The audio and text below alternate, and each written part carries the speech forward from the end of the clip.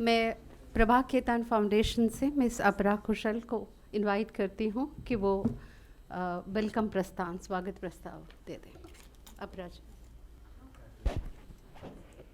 Namaskar. A very good evening to one and all present here. On behalf of Prabha Khaitan Foundation and IIC, I extend a warm welcome to Gitanjali Shri ji and the esteemed panel, and to all you guests who've taken out time from your busy evening and been a part of this panel here. My sincere thanks to IIC that you've given us this opportunity to collaborate with you. Prabha Khaitan foundation एक सामाजिक और सांस्कृतिक कल्याण और मानवीय सरोकारों के प्रति समर्पित गैर लाभकारी एवं गैर सरकारी संस्था है। कोलकाता से संचालित फाउंडेशन कला, संस्कृति, शिक्षा, साहित्य, लैंगिक समानता और नारी सशक्तिकरण के क्षेत्र में कार्यरत हैं। स्वर्गीय डॉक्टर प्रभा खेतान जी एक प्रख्यात महिलावादी लेखिका, परोपकारी, सामाजिक कार्यकर्ता और उद्यमी महिला थीं। प्रभा खेतान फाउंडेशन की वो संस्थापक थीं तथा फाउंडेशन की सभी पहलों में सक्रिय रूप से शामिल थीं। बीते सालों में फाउंडेशन के कार्यक्रमों और प्रयासों को कई मौजूदा राष्ट्राध्यक्षों और समाज के प्रतिष्ठित नेताओं ने गरिमा प्रदान की है। फाउंडेशन को कई राष्ट्रीय और अंतर्राष्ट्रीय संस्थाओं के साथ सहयोग के अलावा विश्व प्रसिद्ध कलाकारों, प्रतिष्ठित विद्वानों और अकादमिक हस्तियों सहित अपने सहयोगियों के साथ देश में वर्तमान और पूर्व राष्ट्रपतियों और प्रधानमंत्रियों की मेज़बानी करने का सम्मान प्राप्त हुआ है। इन क्षेत्र में कार्य करते हुए प्रभा खेतान फाउंडेशन माटी और माटी की महक को नहीं भूलते हैं। लोक कला एवं लोक कलाकार दोनों ही PKF को हमेशा से प्रिय हैं। बताना चाहूँगी, साझा करना चाहूँगी कि प्रभा खेतान फाउंडेशन के बहुत सारे इनिशिएटिव्स हैं हिंदी, अंग्रेज़ी, उर्दू और भारत की अन्य भाषाओं के लिए। कलम right circle, authors afternoon, loves, आखर, लिटरेरी फेस्टिवल्स, टेटेटी, लेव्स, इस तरीके के बहुत सारे इनिशिएटिव्स प्रभा खेतान फाउंडेशन लगभग 35 शहरों में हम इन एक्टिविटीज़ को करते हैं। कोविड महामारी के दौरान जब सारा विश्व निराशा से पस्त था, फाउंडेशन वर्चुअल इवेंट्स भी ऑर्गेनाइज करते थे। कलम जो प्रभा खेतान फाउंडेशन का एक समर्पित अभियान है, उसका उद्देश्य है अपनी भाषा अपने लोग। और मैं आपको बताना चाहूँगी गीतांजलि श्री जी, इवन अशोक वाजपेयी जी भी प्रभा खेतान फाउंडेशन के इनिशिएटिव्स में आए हैं, जोशी जी भी आए हैं। बिल्कुल, तो again it's a matter of great pleasure that we all are here celebrating the success of a powerful woman who's made us very, very proud. Thank you so very much, Gitanjali Shri ji. Thank you so very much, IIC, for giving us this chance.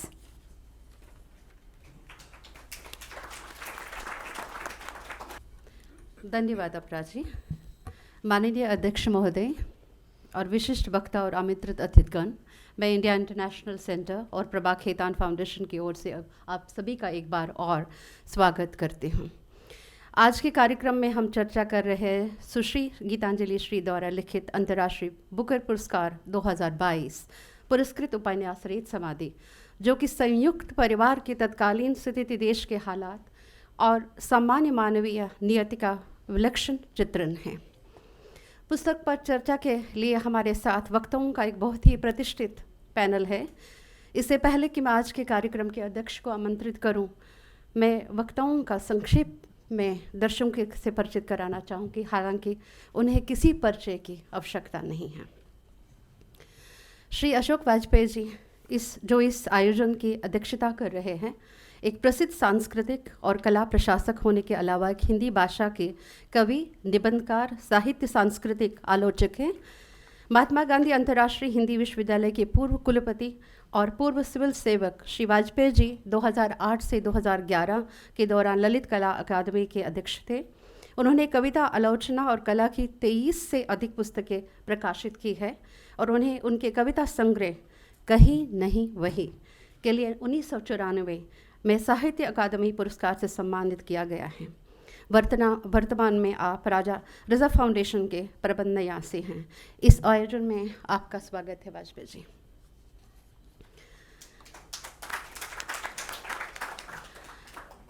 Doctor सच्चिदानंद जोशी, पूर्व कुलपति केटी पत्रकारिता विश्वविद्यालय छत्तीसगढ़, इन दिनों में इंदिरा गांधी राष्ट्रीय कला केंद्र के सदस्य सचिव हैं। उन्होंने हिंदी में कविताएं और लघु कथाएं लिखी हैं, जिनमें से कुछ का विमोचन IIC में हुआ है। आपका स्वागत है डॉक्टर जोशी। सुश्री मृदुला गर्ग एक भारतीय लेखिका हैं जो हिंदी और अंग्रेज़ी भाषाओं में लिखती हैं। उन्होंने हिंदी में 30 से अधिक पुस्तकें प्रकाशित की है। उनकी रचना संसार में लगभग सभी गद्य-विधाएं सम्मिलित हैं, चाहे वो उपन्यास हो, लघु कहानी संग्रह, नाटक और निबंध संग्रह, जिनमें कई अंग्रेज़ी में अनुवादित है। वो अपने साहित्य कार्यों के लिए कई पुरस्कार प्राप्त करता है, जिनमें साहित्य अकादमी पुरस्कार, ह्यूमन राइट वॉच का हेलमन हेमिट ग्रांट न्यूयॉर्क आदि शामिल हैं। आपका स्वागत है मृदुला जी। डॉक्टर शाह आलम खान प्रतिष्ठित अखिल भारतीय आयुर्विज्ञान संस्थान नई दिल्ली भारत में ऑर्थोपेडिक्स के प्रोफेसर हैं। ऑर्थोपेडिक्स ऑन्कोलॉजिस्ट के साथ साथ वो एक प्रतिष्ठित लेखक भी है। उनका पहला उपन्यास मैन विद वाइट बियर्ड जुलाई 2018 में प्रकाशित हुआ। वो विभिन्न प्रकार के सामाजिक और राजनीतिक विषयों पर लिखते हैं और इंडियन एक्सप्रेस अखबार में नियमित योगदान करता है। उन्होंने इस पुस्तक की समीक्षा भी की है। आपका अभिनंदन डॉक्टर खान। प्रोफेसर कुमुद शर्मा, वरिष्ठ प्रोफेसर एवं निदेशक हिंदी माध्यम कार्यान्वयन निदेशालय दिल्ली विश्वविद्यालय है। लेखिका, समीक्षक, मीडिया विशेषज्ञ और सूत्री विमर्शकार। उन्हें साहित्य में उनके योगदान के लिए कई पुरस्कार से सम्मानित किया गया है, जिनमें भारतेंदु हरिवंश पुरस्कार, साहित्य श्री सम्मान, बाल मुकुंद गुप्त साहित्य सम्मान तथा प्रेमचंद रचनात्मक सम्मान आदि शामिल हैं। प्रोफेसर शर्मा अभी आ रहे हैं, उनको मेरठ से आना था, वो रास्ते में है और 5-7 मिनट में यहाँ पहुँच जाएंगे। सिद्ध लेखिका, अंतर्राष्ट्रीय बुकर पुरस्कार 2022 पुरस्कृत पुस्तक की वास्तुकार सुश्री गीतांजलि श्री ने 4 उपन्यास माई, तिरोहित, हमारा शहर उस बरस और खाली जगह और हिंदी में लघु कथाओं के 2 संग्रह लिखे हैं। इनके अलावा उनके श्रेय के लिए 2 दुनियाओं के बीच प्रेमचंद की एक बौद्धिक जीवनी है। उनके उपन्यासों का विभिन्न भाषाओं में अनुवाद किया गया है, उर्दू में भी, अब उसका इंग्लिश में भी हो रहा है। माई के अंग्रेज़ अनुवाद को 2000 में हच क्रॉसवर्ड ट्रांसलेशन अवार्ड के लिए चुना गया था। उन्हें हिंदी साहित्य में उनके योगदान के लिए इंदु शर्मा कथा सम्मान, हिंदी अकादमी साहित्यकार सम्मान और द्विजदेव सम्मान मिला है। आपका अभिनंदन गीतांजलि जी। अब मैं अनुरोध करना चाहती हूँ कि वो किताब का विमोचन तो हुआ है पूरे विश्व में, अब वो ये विमोचन के आज विमोचन नहीं कर रहे हैं हम, पर फिर भी एक बार वो पुस्तक को पकड़ के दिखाए गीतांजलि जी, अगर आप, हम सम्मानित होंगे आपके इसके कर।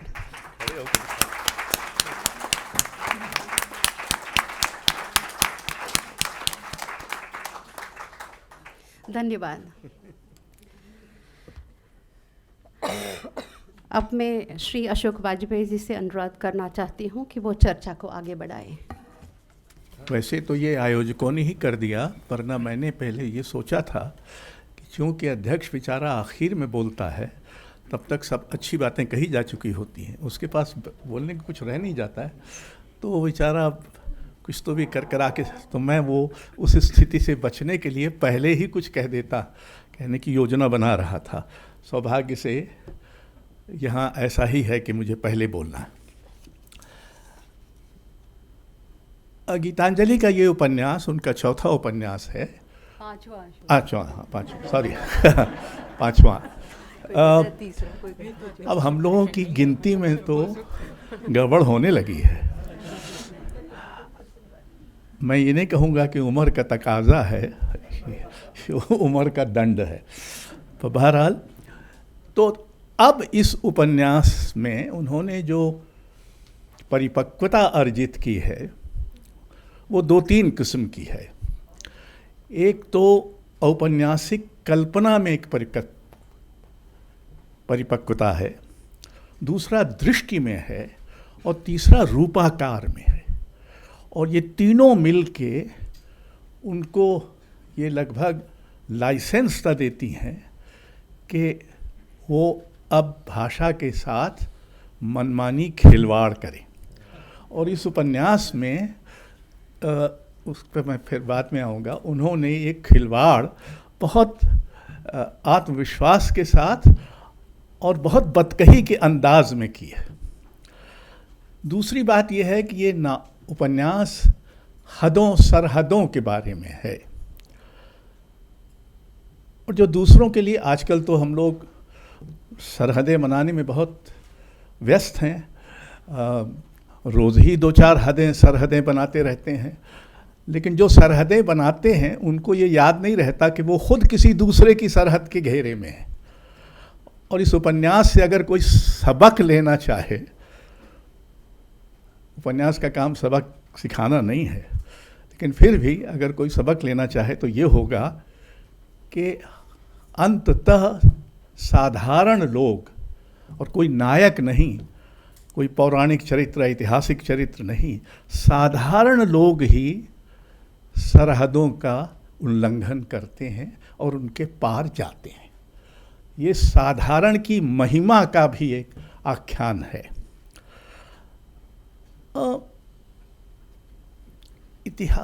उपन्यास और इतिहास में काफ़ी होड़ रहती है, और मेरा अपना ख्याल ये है कि पूरा साहित्य ही वैसे तो, लेकिन उपन्यास खासकर छूटे हुओं की गाथा कहता है।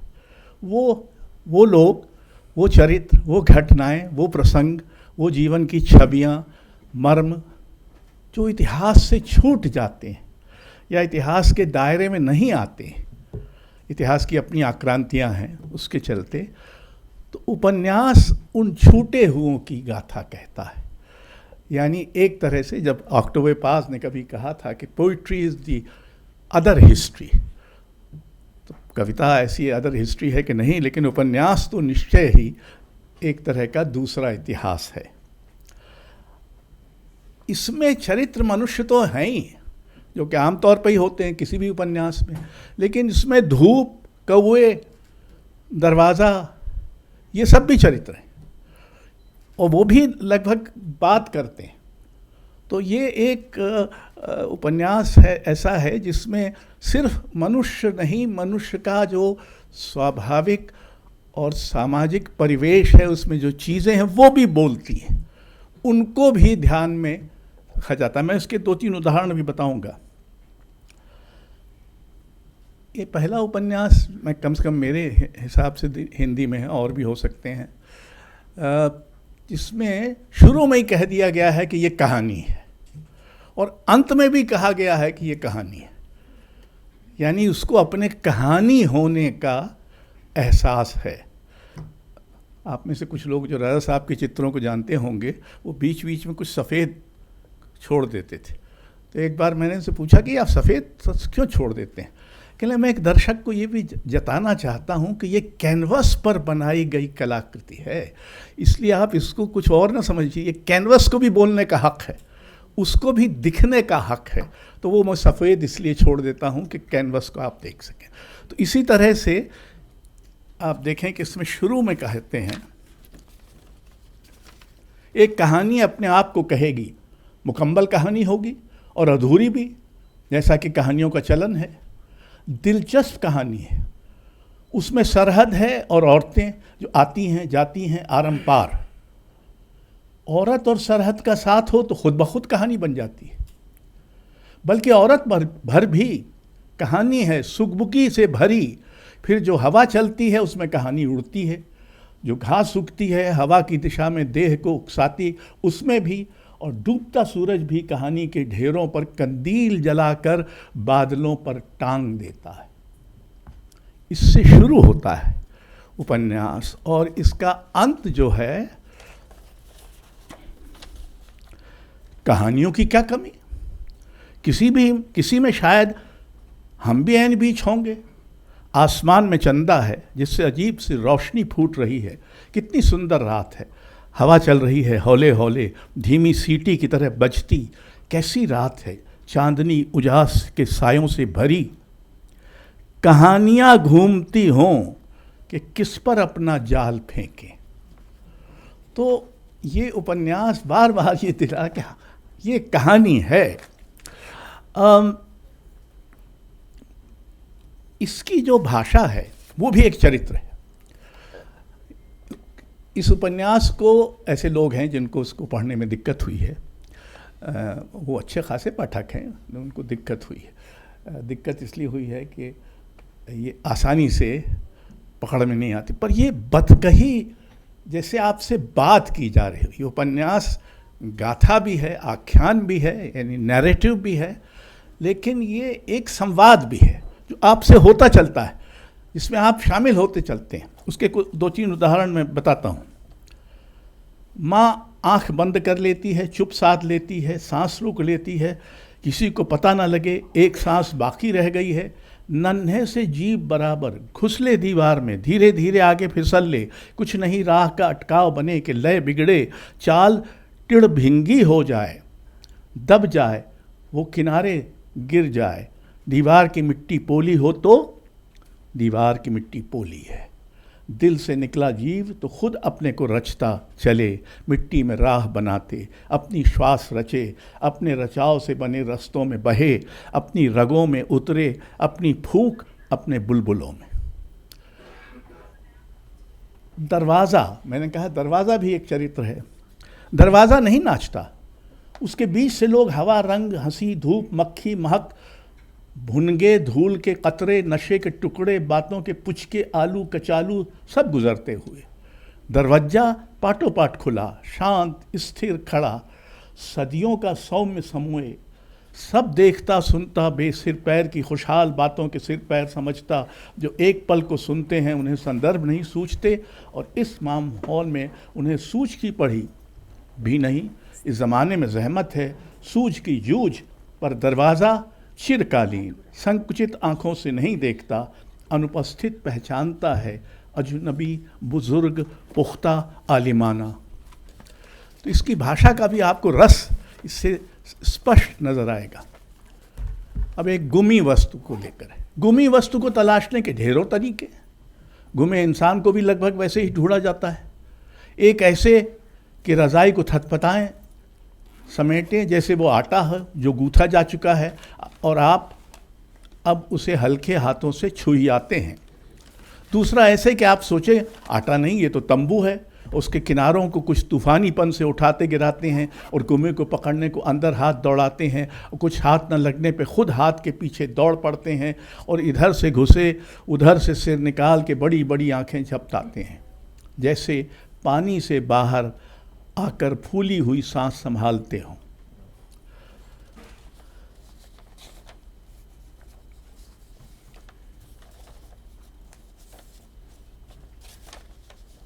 इसमें अध्याय जो हैं उपन्यास के वो बड़े छोटे कुछ भी हो सकते हैं। एक तो 3 या 4 पंक्तियों का एक अध्याय है। एक है जिसमें और ये कि मेरे पास दिमाग है औरों के पास पैसा, और ये कि मेरा फ़ायदा उठाया सबने अब हम नहीं बाकी करें, और ये कि हम दूर रह के भी रहम दिल तुम वही हो पर कितने बेरुखे, और ये कि हमेशा हम ही देते हैं और आप हमेशा लेते हैं, और वाह आपकी सूझ जिसमें आप तो मिलनसार हम वही तो मतलबी यार। आप चुप तो विनयशील हम चुप तो काइयाँ, आप करें तो शिष्टाचार हम करें तो वही लल्लो चप्पो, आप कहें तो साफ गोई हम कहें वही तो बदतमीज़, हम पूछ लें तो अश्लील जिज्ञासा आप पूछें तो हमदर्दी, हम करें तो हमारी सुविधा आप करें तो आपकी कृपा, हम करें तो कंजूस आप करें तो किफ़ायती। तो इस तरह का एक बहुत ही विनोद भाव से किया गया हल्का व्यंग भी इसमें है। और ये जो इसकी जो खूबी है, मैंने कहा कि जो इतिहास में दर्ज नहीं हो पाया या हो पाता, उपन्यास उसको दर्ज करने की कोशिश करता है। तो उसका एक प्रसंग यहाँ है। दर्ज पूछती हो जिन्होंने सबको इधर से उधर किया, उनसे पूछो क्या क्या दर्ज है। जो आगे भागे और पीछे आग थी वो दर्ज है। कौन सा किसका घर था और कौन से टुकड़े उसमें छूटे उनके जिगर के दर्ज है। उसका रुक्का नहीं खोजते। और ये है कि हम 2 जन ऐसे हुए जिन्हें नाने और चचा ने आशीष दी, उसका पेपर मांगते हो। जिक्र से निकाल दो, घर से निकाल दो, छूट की सरहद बना दो और मान लो कि हम थे ही नहीं। इस दुनिया में कितना है जो दर्ज नहीं इतिहास के पन्नों में, हवा में बह रहा है। पहचान सको तो पहचानो, उसको फेंको नहीं, उसकी इज्जत अफजाई करो। जब तुम्हें सुविधा बिना पेपर के हो तो कहो कि ये मूर्ति हमारी, जब नहीं तो कहो आपका सब कुछ झूठ। इस मूर्ति का तो कहीं जिक्र नहीं, किसी दफ्तर में नहीं, किसी म्यूज़ियम में नहीं। इसको देखकर अंदाज लगा रहे हो, हम दोनों को भी देख लेना। हम खुद अपना दर्ज हुआ रुक्का हैं। तो ये जो इसकी भाषा है और इसमें जिस तरह से बीच बीच में आप इसको देख सकते हैं कि ये किस तरह से हद को एक तरह से पददलित करते हुए आगे बढ़ता उपन्यास है। शुक्रिया। अब हमारे 4 मित्र हैं।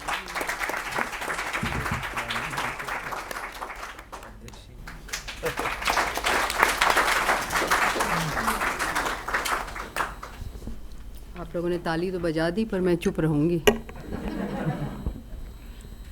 सबसे पहले देखिए, अच्छा तो लग रहा है यहाँ पर आकर, पर मैंने कोई तैयारी नहीं की थी। मुझे नहीं मालूम था मुझे बोलना है कि नहीं बोलना है। तो और इस उम्मीद से आई थी कि जब इतने लायक वक्ता यहाँ पर हैं तो मुझे नहीं बोलना पड़ेगा। अब कुछ तो मेरी कद्र करिए कि मैंने इतने साल लगाकर एक किताब लिखी है, तो अब क्यों उसके बाद मुझे से बार बार कहा जा रहा है कि बोलो। बहरहाल अच्छा तो लग रहा है कि यहाँ हूँ। सबसे पहले धन्यवाद देती हूँ आईआईसी को। आईआईसी से मेरा बहुत पुराना रिश्ता है, मैं भी यहाँ मेंबर हूँ। बहुत अच्छा है कि वो संस्कृति को, साहित्य को आगे बढ़ाने के ऐसे आयोजन करते हैं और उम्मीद करती हूँ करते रहेंगे। और शायद ये जो भोला सा इत्तेफाक हुआ है जिसमें कि एक हिंदी किताब सामने आ गई है इस कदर, उम्मीद करती हूँ कि यहाँ की लाइब्रेरी में भी अब हिंदी और अंग्रेज़ी के अलावा जो भाषाएं हैं उनके साहित्य भी खूब ख़रीदा जाएगा और जमा होगा वहाँ पर। तो ये उम्मीद करती हूँ आईआईसी से। और प्रभा खेतान फाउंडेशन से भी मेरा राब्ता रहा है। उनके प्रोग्राम्स पहले उनमें मैं गई हूँ और वो भी संस्कृति साहित्य को खूब बढ़ावा देते हैं। उनका भी शुक्रिया अदा करती हूँ कि आज वो भी मेज़बानी कर रहे हैं हम सब की, और यहाँ उन्होंने इस आयोजन में वो भी पूरी तरह से भागीदार हैं। मंच को बहुत बहुत धन्यवाद, अशोक जी, मृदुला जी, और आप सब बाकी सबसे तो मैं पहली बार मिल रही हूँ। शाह आलम जी, आपसे थोड़ी थोड़ी मुलाकात हो चुकी है। आप सब यहाँ हैं। मुझे लगता है मैं क्या कहूँ, मैं तो आज सुनूं कि आप लोगों ने कैसे इसका पाठ किया है, क्या कुछ यहाँ पाया और नहीं पाया। खड़ी हूँ, 1-2 चीज़ें आपके साथ साझा करने की कोशिश करूँगी। समझ नहीं आता सही शब्द मिलेंगे कि नहीं। मुझे याद आ रहा है तो मैं आपसे ये कह रही हूँ। अभी अशोक जी पढ़ रहे थे, ये तो मुझे लगा कि अशोक जी इतना अच्छा पाठ करते हैं, ये मुझे पता नहीं था। तो इन्होंने वाकई उसको बिल्कुल जीवंत कर दिया और बहुत अच्छा लग रहा था। पर मुझे ये भी याद आया कि निर्मल जी ने, ये सब आशीर्वाद है और मुझे आज याद आने लगा, निर्मल जी ने एक बार मुझसे कहा था कि तुम्हारी योर प्रोज इज़ इडियोसिंक्रेटिक। और मुझे बड़ा अच्छा लगा सुनकर, और मुझे आज लगा कि हाँ, है शायद कोई ऐसी बात कि there is an idiosyncratic quality in my writing. अच्छा लगा, याद आया, आपको बता रही हूँ। एक चीज़ और मुझे याद आई, मैं आपको आज बताती हूँ।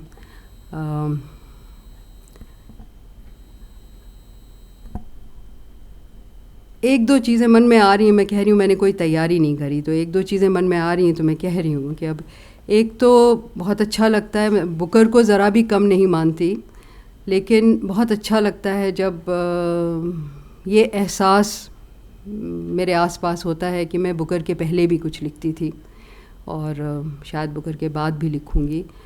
इस किताब को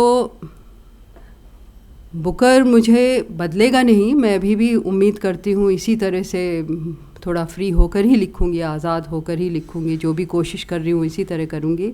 लेकिन जिस समय मैं लिख रही थी, जाहिर है बुकर वगैरह बिल्कुल भी मेरे वहमो गुमान में नहीं था, तो एक ख़ास तरह का शायद आवेश जिससे मैं बिल्कुल भी भयभीत नहीं हो रही थी, और मुझे ये था कि इसका पाठक हो सकता है मेरे अलावा कोई हो ही नहीं।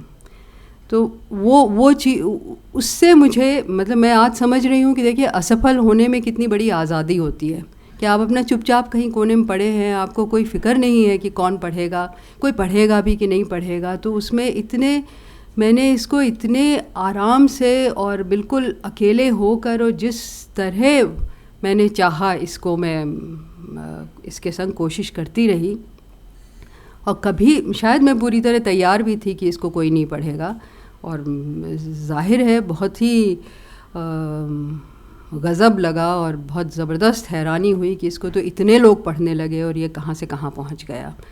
तो अच्छा लगता है जब लोग इस बात को याद रखें कि बुकर पाकर बहुत एक उपलब्धि हो गई है, भोला इत्तेफाक है ये, और मैं खुशनसीब हूँ। पर ये दोनों बातें बहुत ज़रूरी हैं कि याद रखी जाएं कि मेरी कृति के चारों ओर बहुत सी कृतियाँ हैं। ये इत्तेफाक मेरे साथ हुआ, मैं धन्यवाद कहती हूँ पता नहीं किसको, शायद रेत समाधि को, कि वो बीचों बीच गिर पड़ी जिस समय बुकर अपनी रोशनी सर्च लाइट ऐसे चमका रहे थे। और दूसरी बात, पता नहीं इसमें कुछ रह गया कुछ कहने को, लेकिन एक बात और मैं साझा करना चाहती हूँ। मेरे लिए ये बहुत ही एक गहरी और बहुत ही मेरी एक अपनी बात है। आज मैं पहली बार आप लोगों के सामने मुझे याद आई, मैं कह रही हूँ। ये किताब जब आई है, जिस साल आई है, शायद वर्ष के शुरू में, तो मैं अपनी कृतियाँ अपने घर में सबसे पहले अपनी माँ को देती थी, और घर से बाहर सबसे पहले कृष्णा सोपती जी को देती थी। तो मैंने ये किताब कृष्णा जी को दी। उस समय कृष्णा जी बहुत उस समय बल्कि बीमार नहीं थी, और उन्होंने इसको पढ़ा, लेकिन कमज़ोर तो होने ही लगी थी, उनकी उम्र अच्छी खासी हो गई थी, और उन्होंने इसको पढ़ा। और फिर उनके साथ जो बहुत प्यारी विमलेश रहती हैं, जिन्होंने बराबर उनकी देखभाल करी है, विमलेश से पढ़वाती थी रोज़, और बाकी पाठ उन्होंने किताब का इस तरह से पूरा किया। तो मैं बनारस में थी, शायद 4-5 महीने किताब को निकले हो चुके थे, कृष्णा जी के पास वो थी। मैं बनारस में थी और कृष्णा जी का फ़ोन आया, और कृष्णा जी ने मुझसे बहुत ही सुंदर बातें कहनी शुरू करी इस किताब के बारे में, और मैं बिल्कुल गदगद हो गई। और ये भी मेरे मन में आया कि काश मैं टेक्नोलॉजिकली सैवी होती और कोई बटन दबाना आता कि मैं उसमें बटन दबा लूँ और कृष्णा जी की बात रिकॉर्ड कर लूँ, पर मुझे नहीं आता था। तो मैं सुनती रही, और फिर मैंने कहा कृष्णा जी से, कृष्णा जी बहुत बहुत थैंक यू, आप ऐसा कह रही हैं मुझे। तो कृष्णा जी ने मुझसे कहा कि नहीं, मैं ये आपको नहीं कह रही हूँ, मैं ये रेत समाधि को कह रही हूँ, मैं इस कृति को कह रही हूँ, और इस समय मैं इसको अपने हाथ में पकड़े हुए हूँ। और फिर उन्होंने अंग्रेज़ी में कहा, I know I am holding something, मैं साहित्य, हिंदी साहित्य के भविष्य के बारे में बिल्कुल आश्वस्त हूँ। तो जब उन्होंने ये कहा तो मुझे लगा कि होता है ऐसा कुछ कि बहुत सी चीज़ें जुड़ती हैं, वक्त जुड़ता है, आपकी परंपरा आप में बोलती है, और आपके भीतर का बीहड़ और बाहर का बीहड़ वो तो आप खंगालते ही रहते हैं और उसको वो घनाता रहता है, आप उसमें रास्ता तलाशते रहते हैं। पर जो दुनिया भीतर और बाहर दोनों तरफ है, उसमें परिंदे फड़फड़ाते हैं, तितलियां उड़ती हैं, कौवे काँव-काँव करते हैं, न जाने क्या क्या होता है, और कहानियाँ लहरती हैं और लहरा के बाहर आती हैं और एक कृति तैयार होती है। और वो कृति जो रचनाकार है उससे वाकई शायद अलग हो जाती है। तो आजकल मेरे मन में ये आता है कि मैं रेत समाधि को भी धन्यवाद कहूँ, वो मेरे से अलग कोई एक चीज़ बन गई है और मुझसे उम्मीद है, मुझसे आगे है, और उम्मीद है कि अभी और भी पाठक इसका आनंद लेंगे। और मैं नहीं समझ पा रही कि अभी क्या कहूँ। धन्यवाद।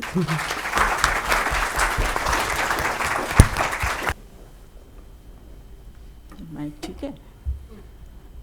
दोस्तों, मैं गीतांजलि श्री को बधाई नहीं दूंगी, बहुत मिल चुकी, अघा चुकी वो। मैं रेत समाधि की प्रशंसा नहीं करूंगी, बहुत हो चुकी। वाजिब, गैर वाजिब, कुछ में निंदा मिली हुई थी, ऐसी प्रशंसा भी हुई तंज के साथ। मैं इस किताब में जहाँ जहाँ एकात्म मैंने महसूस किया उसके बारे में कुछ बोलना चाहती हूँ। सबसे पहले तो शीर्षक रेत समाधि। मैं रेत समाधि की करीब करीब प्रत्यक्षदर्शी हूँ। मेरे गुरुजन ने जीवित रेत समाधि ली थी, और आप समझ सकते हैं कि जीवित रेत समाधि लेने के लिए कितनी निष्ठा, कितनी आस्था, कितनी हिम्मत, कितना आत्मविश्वास चाहिए, और उसको देखना किस कदर रोमांचक और हौलनाक होगा। तो एक ऐसा एहसास था जो मुझे कभी नहीं भूला। जब मिट्टी उनके हाथों तक पहुंची तो उन्होंने एक रुद्राक्ष मेरे अजीज़ को दिया और कहा कि वो मुझे दे दें, और मुझसे कहें कि वो कहीं गए नहीं हैं, जब भी मैं परेशान महसूस करूं मैं उन्हें बुलाऊं और वो मेरे पास होंगे। ये वही रुद्राक्ष है जो मैंने पहना है। तो ये जो एहसास था, रोमांचक भी था, हौलनाक भी था, और बहुत स्पिरिचुअल था, आध्यात्मिक था। हम उससे सहमत हों ना सहमत हों कि जल समाधि लेनी चाहिए, रेत समाधि लेनी चाहिए कि नहीं लेनी चाहिए, संथारा करना चाहिए कि नहीं, मगर वो दृश्य तो दृश्य ही था। जब मैंने रेत समाधि शीर्षक पढ़ा तब भी यही मेरे सामने सबसे पहले आया। फिर मैं ढूंढती रही रेत समाधि में क्या कोई ऐसा एहसास उसमें मुझे हुआ। बहुत सफ़ों तक नहीं हुआ। फिर अंततः मुझे ये एहसास हुआ। दूसरी बात मैं करना चाहती हूँ अवसाद के बारे में। बहुत सी स्त्रियाँ पति की मृत्यु के बाद फेर लेती हैं, अपनी पीठ कर लेती हैं दुनिया की तरफ। ज़रूरी नहीं है कि पति से लगाव हो, मोह हो, सिर्फ नैकट्य के अचानक चले जाने की वजह से, खाली जगह होने की वजह से। गीतांजलि ने तो एक उपन्यास भी लिखा है, खाली जगह, उसको अच्छी तरह समझती हैं। खाली जगह हो जाने से अवसाद तारी हो जाता है। मैं अवसाद की भी भुक्तभोगी हूँ, हालांकि वो निकटतम के जाने से नहीं था, वो जीवन के केंद्र बिंदु के जाने से था। अवसाद की भी एक मियाद होती है। अवसाद से आप उबरते हैं, एक समय आता है आप अवसाद से उबरते हैं, जैसे कि रेत समाधि में वो माँ उबरती है। जब आप उबरते हैं तो पहले से कहीं ज़्यादा शरीर, कहीं ज़्यादा शोख, कहीं ज़्यादा बुत शिकन कहीं ज़्यादा बिंदास होकर जीते हैं। ये भी होता है हमेशा अवसाद के साथ, तो उनके साथ भी हुआ। और उस दौरान फिर जब वो जीने लगी और बुढ़ापे से जवानी की तरफ बढ़ने लगी, तो बहुत सी चीज़ें उन्होंने सीखी। उसमें उनकी दोस्त बनी एक थर्ड जेंडर, रोज़ी। और मज़े की बात ये थी कि 80 बरस की औरत, वो मुझसे कुछ ही साल छोटी हैं, 2-3 साल ही छोटी हैं, तो ये औरत हर बात उससे पूछती थी। यानी कढ़ी के पकौड़े कैसे मुलायम बने, कि बालों को कैसे ब्रश किया जाए जब गीले हों या न गीले हों। तो सचमुच ही एक तरह से जिसको कहते हैं ना कि बालक बनती जा रही थी। और फिर उन्होंने किया ये कि वो बेटे का घर छोड़कर बेटी के यहाँ रहने चली गई। ये भी एक अपने समाज में अनहोनी घटना है, बिल्कुल अनहोनी नहीं है मगर कम होता है। और यहाँ आकर उन्होंने मतलब उस रोज़ी के सुझाव पर साड़ी छोड़कर गाउन पहनना शुरू कर दिया। बहुत सारे उन्होंने बदलाव अपने में किए। और यहाँ आकर मुझे लगा कि लेखक ने भारतीय परंपरा के अनुकूल भी बहुत कुछ किया है इसमें, और भारतीय परंपरा के प्रतिकूल भी बहुत कुछ किया है।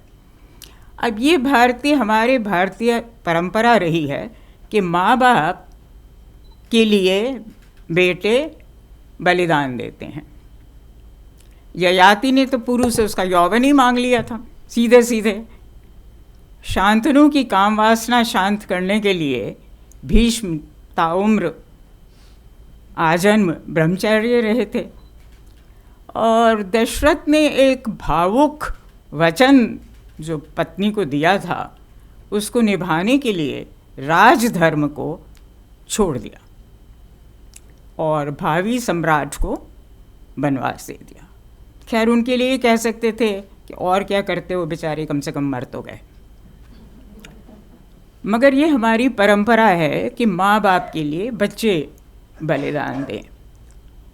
तो बेटी माँ बन जाती है इसमें, और माँ बेटी बन जाती है। माँ तो खैर यूँ बेटी बन जाती है कि बेटी माँ बन जाती है। तो धीरे धीरे बेटी जो है वो सारी जिम्मेवारियाँ उड़ने लगती है और माँ के नाज नखरे भी उठाने लगती है। वैसे भी उनका एक बेटा है जिसने उनको बिल्कुल गुड़िया बना कर रखा था, मगर वो अब अलग हो गया है, उसकी बात उतनी नहीं होती। अब बात बेटी की है और रोज़ी की है। और जब वो इतनी बिंदास हो रही हैं और इतनी अलग हो रही हैं और इतनी बुतशिकन हो रही हैं, तो ये बिल्कुल वाजिब बात है, बिल्कुल अपेक्षित बात है कि उनको अपना पुराना प्रेमी जो पति भी था वो याद आए। भूला तो कभी भी नहीं होगा, प्रेमी भूले नहीं जाते, मगर अब वो शिद्दत से याद आया। और याद आया कि वो तो पाकिस्तान में है, और मन किया कि उससे मिला जाए।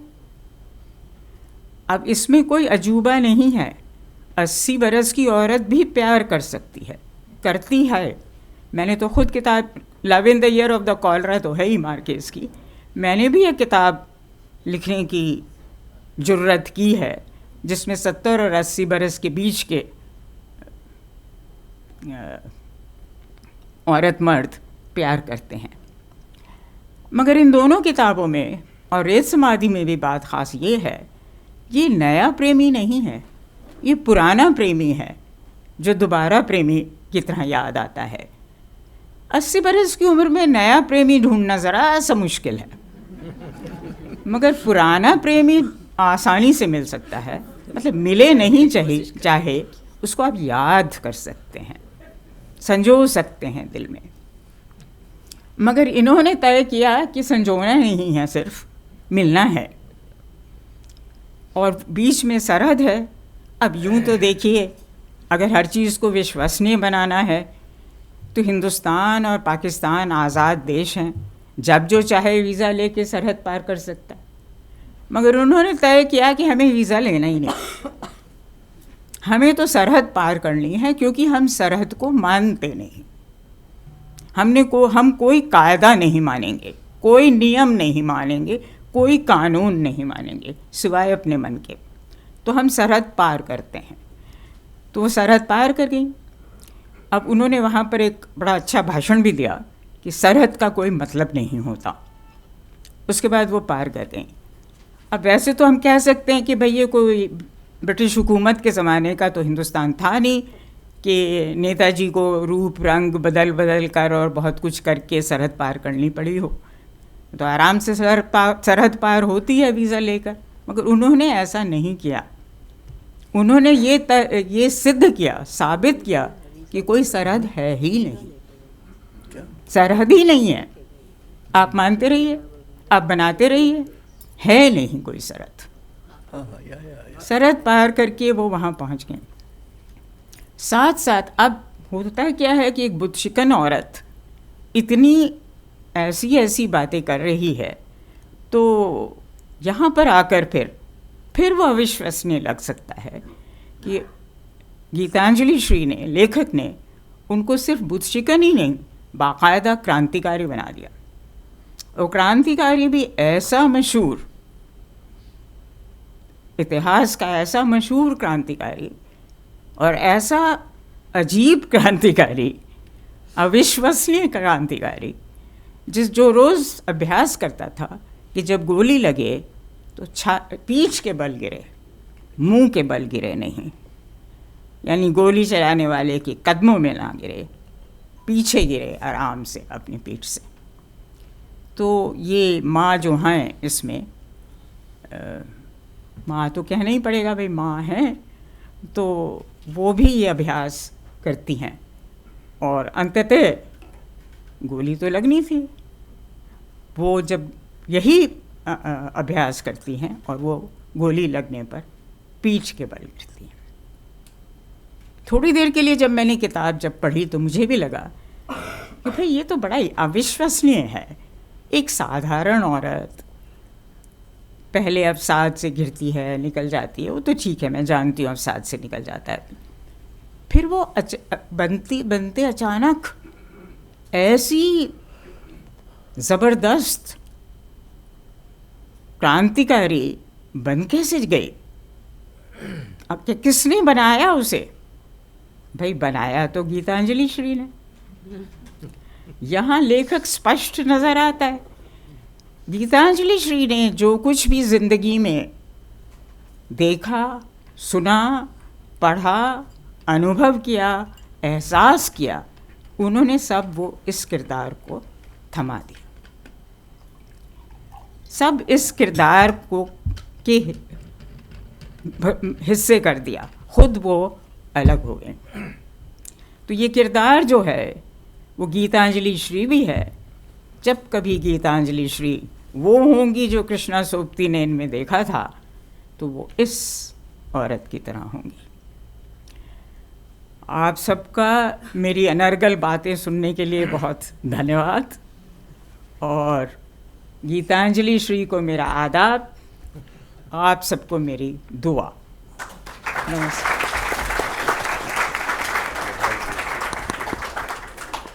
डॉक्टर शाह आलम खान।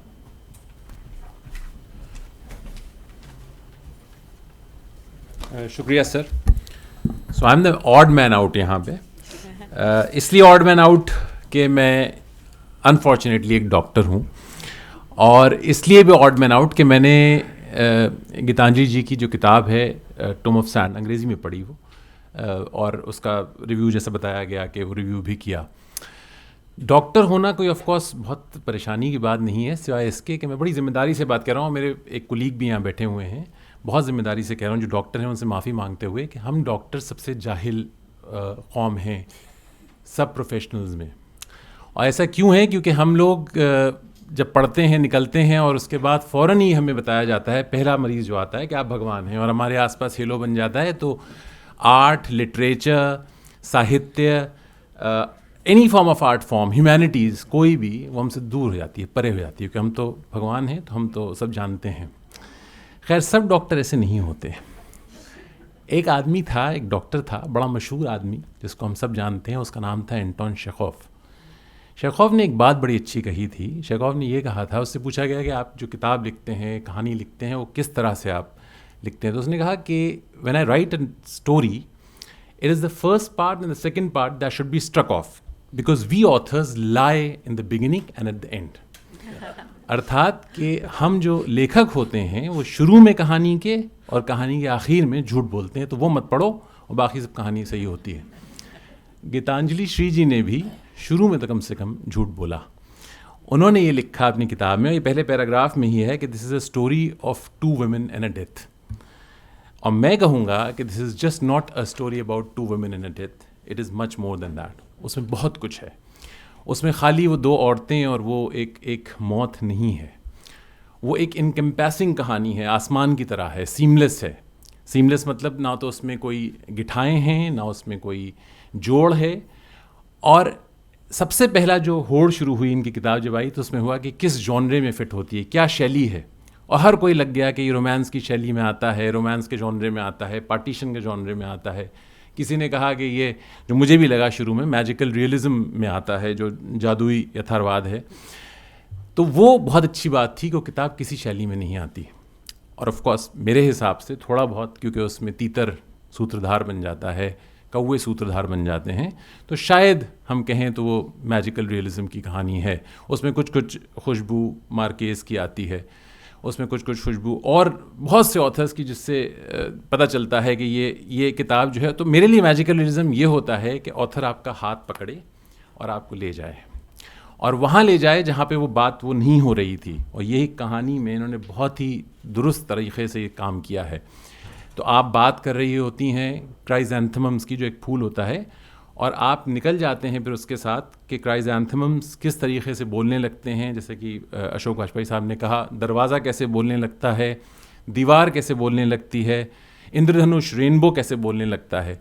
ये जो जादू है, ये बहुत कम आपको किताबों में मिलेगा। और मेरे लिए वो मैजिकल रियलिज़म है कि मैं रियलिस्टिक एक सिचुएशन में सडनली ऑथर का हाथ पकड़ के निकल जाऊँ। और ये बहुत ही खूबसूरत बात है इस किताब की। और किताब में हम सब जानते हैं 2 चीज़ें होती हैं, एक भाषा होती है और एक प्लॉट होता है। और अगर उनका ऑफ कोर्स आपको परफेक्ट मेल मिल जाए तो वो किताब वही बनती है कि उसको बुकर ही मिलता है फिर, या और आगे के इनाम मिलते हैं। तो ये बहुत इंटरेस्टिंग बात है इस किताब की, सबसे इंटरेस्टिंग बात जो मुझे लगी। इसके अलावा एक इनकी एबिलिटी, तो ये बेसिकली तो ये किताब है रिश्तों की, रिलेशनशिप्स की किताब है। तो चाहे वो माँ बेटी का रिलेशनशिप हो, मियाँ बीवी का रिलेशनशिप, वो बड़ा इंटरेस्टिंग है उसमें कि वो दोनों एक दूसरे को, जो बड़े थे, जो माँ के बेटे थे, और उनकी जो बहू कहलाती थी, वो शुरू में अपने एक दूसरे को डार्लिंग के लिए डी कहा करते थे, और फिर बाद में कुछ साल बाद शादी के वो डी डफर में कन्वर्ट हो गया। तो बहुत ही इंटरेस्टिंग चीज़ें हैं उसमें। हा के लिए एच लिखा जाता था, सिद्ध हो गए थे। तो जिसे कहते हैं कि किताब की बहुत से ऐसी चीज़ें हैं जो आपको मजबूर करेंगी अकेले में लेट के, जब आप उस किताब को पढ़ रहे हो तो आप मुस्कुराएंगे या हंसेंगे। और ऑफ कोर्स जैसे मैंने बताया, रिलेशनशिप्स की किताब है, तो बहुत से रिलेशनशिप्स हैं। और रिलेशनशिप्स की जो अच्छी बात इस किताब में मुझे नज़र आई वो ये है कि रिलेशनशिप्स के बॉर्डर्स नहीं हैं। ना सिर्फ कि हिंदुस्तान और पाकिस्तान का, जैसे अब्दुल्ला जी ने बताया, बॉर्डर मिट गया, बल्कि रिलेशनशिप्स का, जेंडर का बॉर्डर भी मिट गया उस किताब में। जैसे रोज़ी का जो कैरेक्टर है, मेरे ख्याल से अगर मुझे सबसे ज़्यादा माँ के बाद कोई पसंद आया उस किताब में तो रोज़ी आई, क्योंकि रोज़ी रियाज भी थी और रोज़ी भी थी, और जो उनका पूरा कैरेक्टर था, माँ को दोबारा जन्म देने का कैरेक्टर था। उन्होंने माँ को, उनमें दोबारा जान फूकी, ये कहा जाए तो गलत नहीं होगा। तो उनका जो कैरेक्टर था वो सबसे अच्छा कैरेक्टर था, और मेरे हिसाब से वो सबसे सीमलेस कैरेक्टर था। आज के जिस दौर में हम रहते हैं, जहाँ पे हर चीज़ को आपको डिवाइड करना पड़ता है, हम चाहे वो जेंडर हो, चाहे वो मुल्क हो, हर चीज़ के बीच में सरहदें खींचते हैं। मुझे याद है 2014 में मैं एक बार पाकिस्तान गया, हम 2-3 डॉक्टर्स थे, पाकिस्तान गए कॉन्फ्रेंस में। तो हम लोग वाघा बॉर्डर के थ्रू गए, वहीं से जहाँ से माँ गुजरी, और लौटते वक्त तो एक गेट है पाकिस्तान का, फिर नो मैन लैंड है, फिर एक हिंदुस्तान का गेट है। पाकिस्तान गेट पे उन्होंने हमें रोका और हमसे हमारा पासपोर्ट लिया और चेक कर रहे थे। बहुत ही सख्त से एक सिपाही थे उनके, तो मुझे उधर दिखा कि एक क्यारी है, उसमें कुछ फूल थे और घास थी। तो मैंने उनसे कहा कि मुझे शरारत सूझी, मैंने पूछा ये घास किसकी है? तो बोले हमारी है। मैंने कहा फूल किसके हैं? तो बोले उनके हैं। तो फूल और घास तक जब बांटने में बात आ जाए तो आप समझ सकते हैं कि हम कितने डिवीज़िव हो गए हैं। और ये सिविलाइजेशन का, सभ्यता का, आज की अगर आप सभ्यता का एक वो देखें प्रमाण, तो ये डिवीज़न सबसे बड़ा प्रमाण है। जैसे मार्गरेट मीड जो थी, जो अमेरिकन एंथ्रोपोलॉजिस्ट थी, उन्होंने ये कहा था कि अगर आपको एक जुड़ी हुई हड्डी मिल जाए, फ्रैक्चर्ड फीमर, क्योंकि मैं ऑर्थोपेडिक सर्जन हूँ, अगर आपको जुड़ी हुई हड्डी मिल जाए तो आप समझिए सिविलाइजेशन शुरू हो गई। अगर आपसे इस ज़माने का कोई पूछे तो आपको अगर सरहदें मिल जाएं तो इसका मतलब सिविलाइजेशन शुरू हो गई। तो हमारा ये देन, और उन सरहदों को मिटाया इनकी किताब ने, और बखूबी मिटाया। इसके अलावा जो एक और बहुत ही जिसे कहते हैं लैंडमार्क चीज़ उस किताब की है, वो है पितृसत्ता, जो पेट्रियार्की है उसको चैलेंज करना। उसको इन्होंने जिसे कहते हैं उसके टुकड़े टुकड़े कर दिए, और वो बहुत ज़रूरी था उसके टुकड़े टुकड़े होना। अरुंधति रॉय की जो किताब आई थी मिनिस्ट्री ऑफ अटमोस्ट हैप्पीनेस, जब वो मैंने पढ़ी थी तो मुझे लगा था कि काश मैं एक हिजड़ा होता, बहुत जिम्मेदारी से बात कह रहा हूँ, ट्रांसजेंडर होता। और इनकी किताब जब पढ़ी तो मुझे फिर लगा कि काश मैं एक मर्द ना होता इस समाज में, एक पुरुष ना होता। तो उसके इन्होंने टुकड़े जो करे वो बहुत ही बखूबी। फॉर एग्जांपल मैं आपको बताता हूँ, एक उसमें एक पार्ट है किताब में जो कि मैजिकल रियलिज्म का पार्ट भी है, कि बड़े माँ से मिलने जाते हैं और वो पेड़ के ऊपर सो जाते हैं और वहाँ कौओं से बात होने लगती है उनकी। और वो माँ को जब गाउन में देखते हैं तो बड़े हैरान होते हैं, परेशान भी हो जाते हैं वो, क्योंकि उसमें उन्होंने लिखा, और गीतांजलि ने ये लिखा है कि माँ तो माँ साड़ी में ही हो सकती है। तो ये जो पेट्रियार्की की जिसे कहते हैं स्मैशिंग अप है, ये बड़ी ज़रूरी है आज के समाज के लिए ख़ास तौर से, और ये बहुत ही खूबसूरत वो है। अच्छा, ये एक बुक ऑफ मेटाफर्स भी है, जो रूपिकाएँ, बहुत ही खूबसूरत मेटाफर्स इन्होंने यूज़ करे हैं थ्रू आउट द बुक। अब हो सकता है वो भाषा, क्योंकि मैंने अंग्रेज़ी में पढ़ी, जैसे मैं आपको एक एग्जांपल देता हूँ। इन्होंने कहा कि breath is like a tiny bug, जो सांस है वो एक छोटे से कीड़े के बराबर है। तो आप उसकी जो वल्नरेबिलिटी है ऑफ ब्रेथ, उसको और किसी खूबसूरत तरीके से आप डिफ़ाइन नहीं कर सकते थे। और इन्होंने फिर ये कहा विंड इज़ मेमोरी, यानी कि जो समीर है, पवन है, वो याद है। तो ये छोटे छोटे जो मेटाफर्स हैं वो किताब को एक बहुत बड़ा शेप देते हैं, और वो किताब इतनी खूबसूरत उन मेटाफर्स से बन गई। जो भाषा का मैंने आपको बताया, भाषा और प्लॉट में भाषा का वो हुआ। और इन्होंने जो कुछ और लोगों को यूज़ किया, जैसे इन्होंने ये कहा, इंतज़ार हुसैन साहब ने एक जगह बोला कि किताब जो होती है वो कहानी जो होती है वो एक नोमैड की तरह होती है, बंजारा की तरह होती है। मैं बंजारन कहूँगा बंजारे की जगह। तो बिल्कुल इनकी किताब भी बंजारे की तरह है, वो कहीं भी रुक सकती है, वो कहीं भी चल सकती है, वो आपको कहीं भी ले जा सकती है।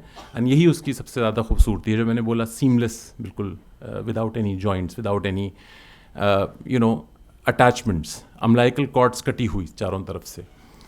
और इसके अलावा एक ये भी बात उठी कि पार्टीशन की किताब है। तो ऐसा है कि एक ऑथर थे, अंग्रेज़ी पोएट थे, ऑथर नहीं थे, पोएट थे, बहुत यंग आदमी, विल्फ्रेड ओवन, हम सब नाम शायद सुना हो हमने। वो वर्ल्ड वॉर में ख़ुद लेफ्टिनेंट थे, और वर्ल्ड वॉर ख़त्म होने से 15 दिन पहले बेचारा मारा गया था। तो उसने पोइट्री ऑफ वॉर बहुत लिखी है, उसकी बड़ी मशहूर है। उसने ये कहा कि my subject is war and the pity of war and the poetry is in the war. तो इनके लिए मैं ये कहूँगा कि अगर ये इस बात को बोलें, जब हम कह रहे हैं बार बार के पार्टीशन, तो my subject is partition and the pity is part of partition and the prose, her prose is in the pity. तो जो पार्टीशन, जो विभाजन हुआ, जिससे जो टूट फूट हुई और हमारे जो तबाही हुई, जैसे कहना चाहिए, दिल टूटे, दीवारें टूटी, सब कुछ टूटा, और जो डिवाइड हुआ उसमें जो दर्द है वो इस किताब में भी वो दर्द है। और वो दर्द इनकी प्रोज की तरह इस किताब में पेज दर पेज पिरोया हुआ है, बहुत खूबसूरती से पिरोया हुआ है। तो ये एक बड़ी बात है कि आप उसको कह दें, आप पार्टीशन की बुक, पार्टीशन की किताब है नहीं, क्यों। और जिस कैरेक्टर का जिक्र मृदुला जी ने किया, वो एक मेरे ख्याल से 221 पेज पे आता है और फिर वो गायब हो जाता है, आप उसे ढूंढते रहते हैं। ये भी खूबसूरती है कि आपको ऑथर ने फंसा रखा है कि वो कैरेक्टर कहाँ गया असलम, और फिर वो कैरेक्टर दोबारा से आता है 524 पेज, 300 पेज बाद, अंग्रेज़ी की किताब में एटलीस्ट। तो वो जो that search for a character is what makes it beautiful, जो कि थोड़ा सा मुझे लगा 100 Years of Solitude जो है उसमें भी यही होता है कि आप उर्सुला को ढूंढते हैं कि वो सात में से 6 जनरेशन्स के थ्रू जा रही है। और माँ में बहुत से ऐसे कैरेक्टर्स हैं, मैंने अपने रिव्यू में भी लिखा, उनमें अरुंधति की आमू भी है, उनमें उर्सुला भी है, उनमें बिलावट की टोनी मॉरिसन की बिलावट वाली भी औरत है। तो हर किसी का जो कृष्णा सोपती जी का मुझे लगा कि ए माँ वाली, ए लड़की वाली माँ भी है, अम्मी भी है, तो बहुत ही खूबसूरती से उसे एक कैरेक्टर में हर कुछ है। और जब वो कैरेक्टर एक पेड़ बनती है तो हम ये एक्सपेक्ट करने लगते हैं, वो किताब में एक कल्पवृक्ष बन जाती है, तो हम ये एक्सपेक्ट करने लगते हैं कि ये कैरेक्टर स्टेबल हो गई। और जहाँ कहानी में स्टेबिलिटी आती है, जो पिविटल कैरेक्टर है माँ का, वो उसे अनस्टेबल कर देता है और ये फिर से उसको बहुत ही एक जान डालता है किताब में फिर से। और ये कई बार होता है। तो आप समझते हैं कि अब तो सब मामला ठीक हो गया, अब माँ जो है सेटल हो गई बेटी के घर में, रोज़ी भी आ गई हैं, सब अच्छा चल रहा है, तो माँ को दिमाग में आता है कि मैं पाकिस्तान जाऊँगी, फिर से इंस्टेबिलिटी आ जाती है। तो जब भी ऐसा कोई कैरेक्टर, ये हिस्ट्री में कम कैरेक्टर्स हैं जो किताब को स्टेबलाइज ना होने दें। तो स्टेबलाइज या unstable is not a good word, it's a negative word, लेकिन यहाँ बहुत ही पॉजिटिव इम्पैक्ट है उसका कि वो आपको स्टेबलाइज ही नहीं होने देता, आपको किताब से अलग नहीं होने देता। तो दोनों चीज़ें मिलके कि ये आपको कहीं भी हाथ पकड़ के ले जाती हैं उस मैजिकल रियलिज्म के दुनिया में, और दूसरा जो माँ का कैरेक्टर है। और मैंने देखा कि गीतांजलि जी के काफ़ी कैरेक्टर जो वृद्ध कैरेक्टर्स हैं बहुत ही इंटरेस्टिंग है, चाहे वो यहाँ हाथी रहते थे में जो वृद्ध औरत है, या दादी हैं माई की, माई नहीं दादी जो हैं, तो ये सब बड़े इंटरेस्टिंग कैरेक्टर्स हैं। Although they are aged but they keep the book, keep the story rolling, and that is I think one of the most important चीज़ जो इस किताब में भी है। और जहाँ तक इन्होंने एक तरह से ये किताब जो है ये फ़िलोसॉफिकल किताब भी है। इन्होंने कई ऐसी बातें उसमें कहीं जो आपको बड़े बड़े फ़िलासफ़र्स भी नहीं कहेंगे, नहीं आप पढ़ेंगे उन्हें तो आप नहीं समझ पाएंगे। जैसे उन्होंने बोला कि uncertainty in literature is the beauty of literature. तो ये जो एक बात है, इसको छोटी सी बात है कि जो लिटरेचर में हम जो साहित्य में हम अनसर्टनिटी देखते हैं, वही उस साहित्य की सर्टेनिटी होती है, वही उसको खूबसूरत बनाती है। जैसा कि ये कहा गया नॉवेल के बारे में, मैं नाम भूल गया हूँ ऑथर का, lightness of happiness, lightness of being में ये कहा गया कि novel should not answer a question, it should raise a question, a good novel. और वही हुआ कि इन्होंने बड़े सारे सवाल खड़े कर दिए, इन्होंने सरहदों के सवाल खड़े कर दिए, इन्होंने जेंडर के सवाल खड़े कर दिए, इन्होंने पेट्रियार्की का सवाल खड़ा कर दिया। तो अच्छी किताब जो होती है वो सवाल रखती है, जवाब नहीं देती। जवाब आपके पास खुद सोचने के लिए इतनी शक्ति होनी चाहिए कि आप अपना सोच के उसका जवाब निकालें, लेकिन सवाल होना बहुत ज़रूरी है, और वो अच्छी किताब करती है। परफेक्ट किताब कुछ नहीं होती, अच्छी किताब होती है मेरे हिसाब से। और फाइनली मैं कहूँगा इनके जो सबसे खूबसूरत पार्ट जो मुझे लगा वो जब इन्होंने बहुत सारे पार्टीशन के ऑथर्स उनको जमा करा बॉर्डर पे, और वहाँ पे पूरा एक सर्कस था जिसमें माँ पहुँचती हैं और वो जो मिताल जी ने अपनी स्पीच देती हैं, और वो उस तरह से बॉर्डर को मिटाना बहुत मुश्किल काम है आज के दौर में, ख़ास तौर से जब हर तरफ बॉर्डर बन रहे हैं। तो उस तरीके से जो बॉर्डर मिटाए गए, जहाँ पे कृष्णा सोपती भी थी, इंतज़ार हुसैन भी थे, मंटो भी थे, टोबा टेक सिंह के भी कैरेक्टर्स थे, राही मासूम रज़ा थे, और जोगिंदर पाल थे, मंजूर एहतशाम, बहुत से कैरेक्टर्स जो वहाँ पे जमा होते हैं। और फिर आप एक नट की तरह, जैसे एक नट हवा में उछलता है, उस तरीके से फिर कैरेक्टर्स अपना डिस्प्ले करते हैं। और ऑफ कोर्स उन सब में बहुत से खूबसूरत, बहुत ही खूबसूरत मैसेजेस हैं।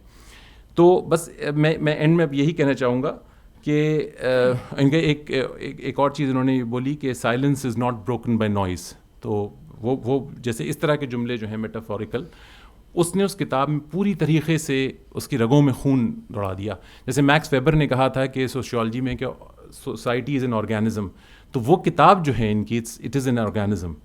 वो ज़िंदा होती है, थोड़ी देर को सो जाती है, मरती है, और वो मेरे ख्याल से बहुत इंपॉर्टेंट पार्ट है उस किताब का कि उसको एज एन ऑर्गेनिज्म ट्रीट किया जाए।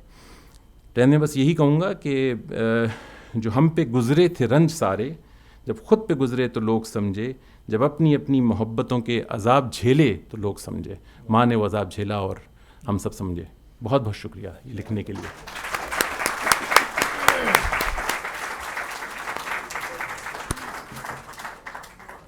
Coming from a doctor, it was a wonderful analysis. Thank you very much.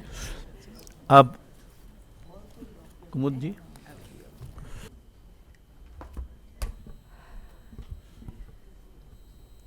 आदरणीय मंच और सभागार में उपस्थित विद्वान मित्रों, भारत की किसी कृति को, उस पर जो अनुदित कृति है, सम्मान मिलता है तो भारत के लिए बहुत गर्व की बात है और हिंदी जगत बहुत खुश है इसको लेकर। इस बुकर सम्मान ने, उसका जो परिणाम है वो बहुत दूर तक जाएगा और इस बुकर सम्मान के बाद साहित्य जगत ने करवट जैसे ली है। ये बुकर सम्मान जब मिला तब वो जो स्थिति थी साहित्य की, जो दुनिया की, और लगातार हम बात कर रहे थे, तो उसके लिए मैं कहना चाहूँगी कि साहित्य की स्थिति एक रिटायर शिखर पुरुष की तरह से थी और वो रिटायर पुरुष कोई अफसर भी हो सकता है, कोई नेता भी हो सकता है, कोई कुबेर भी हो सकता है। लेकिन दिक्कत ये थी कि इस शिखर पुरुष के प्रति सम्मान का दिखावा तो मिलता था, लेकिन मनोवृत्ति उसे कतराने की हो गई थी। और बहुत सारे चिंतकों के द्वारा, साहित्यकारों के द्वारा ये भी स्वर उभर करके आ रहे थे कि साहित्य के रथ पर तरह तरह की शक्तियां सवार हो गई हैं, सारथी विमूढ़ हो गया है। विश्व फलक पर कि हम क्या साहित्य के खात्मे के युग में तो नहीं जा रहे हैं। और जो विश्वविद्यालय में जो लोग हिंदी साहित्य पढ़ रहे हैं, जो पढ़ा रहे हैं, या एक लेखकों की एक बिरादरी है छोटी सी, वहाँ पर तो ठीक है, साहित्यिक महफिलें हैं और साहित्यिक गोष्ठियाँ हो रही हैं, साहित्य पढ़ा जा रहा है, लेकिन जो सामान्य पाठक था वो धीरे धीरे करके साहित्य से दूर हो रहा था।